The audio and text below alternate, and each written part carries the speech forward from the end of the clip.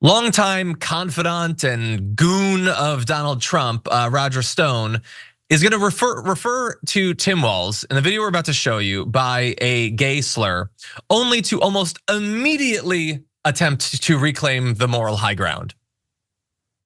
She's picked this guy, Tim Walz. Saw him at a rally. I mean, I hate to quote Mel Brooks in Blazing Saddles, but he was jumping around like a Kansas City. This guy is really, really weird. A few moments later. Look, I think name calling is a mistake and it won't work. Yeah, he hates to quote that. He really hates it. He didn't desperately want to say that. And he definitely doesn't say that constantly in his own life. But he drops that. And then you see those two people on the left and the right of him, they chuckle because they think it's funny. One of those, the woman actually, was constantly in our area of Media Row at the RNC.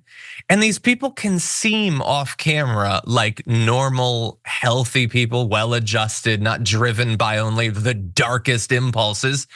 And then they want to accrue favor, I guess, with Roger Stone. You see who they really are. A storm is tearing up the digital media industry. Only our audience can save us in these difficult times. Help us reach our goal of 100,000 new members at tyt.com/team. They would have you believe that they're the good guys because they're against name calling when that's what they've got. Vicious, gross name calling. And for Roger Stone, it's hardly his first stroll down that particular street. Take a look.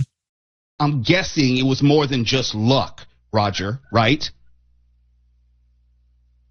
I don't really feel like arguing with this Negro. I'm sorry, what was that? So there you had him being interviewed by Mo Kelly. And I don't know if he thought he'd muted his mic. I don't know if he was muttering it to himself or if he literally just said it. He said, "I can't believe I'm arguing with this Negro." What are we supposed to, he has influence, Sharon. He could potentially be hanging out in the White House again with Donald Trump. And this is who he is. What do you think? Just why the media and I went to school with Mo, I love Mo.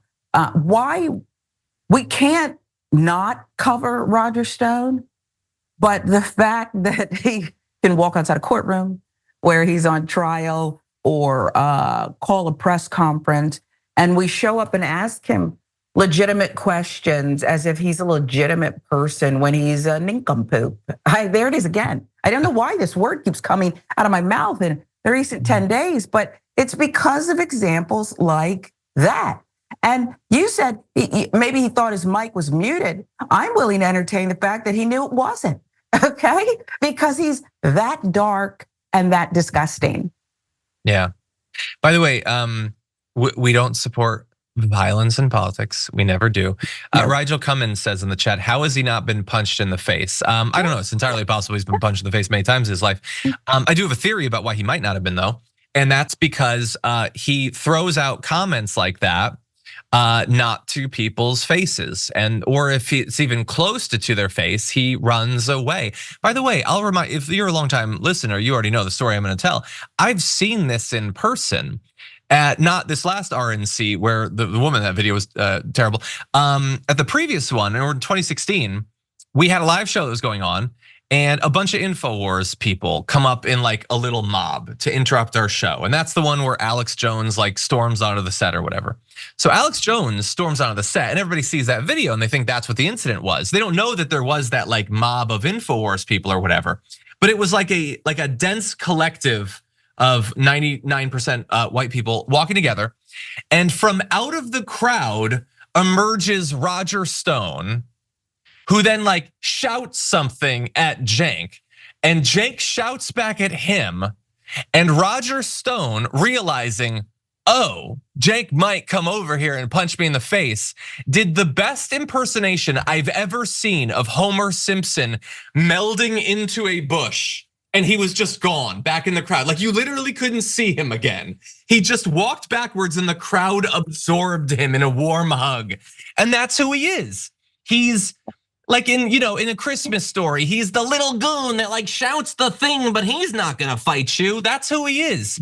I could use all sorts of terms. Cuck comes to mind, but I could use a whole lot more that might get me in even more trouble, so I'm not going to. But that is who he is, the guy who throws out racist slurs and homophobic slurs and all that because he wants to feel tough and big, and then, oh God, no, he runs away. Because he's not actually a man. Even by his own toxic old school definitions, he doesn't measure up. Anyway, also, by the way, I'm just gonna throw this out here just again, just because maybe it would ruin his long-term goal of getting back in the White House. Hey, Donald Trump, if you're listening, I will remind you that Roger Stone once called Ivanka Trump on video an abortionist bitch. And that's the kid of yours you like. Okay, maybe a little too much, but that's the kid of yours you like. So that's what he said about her.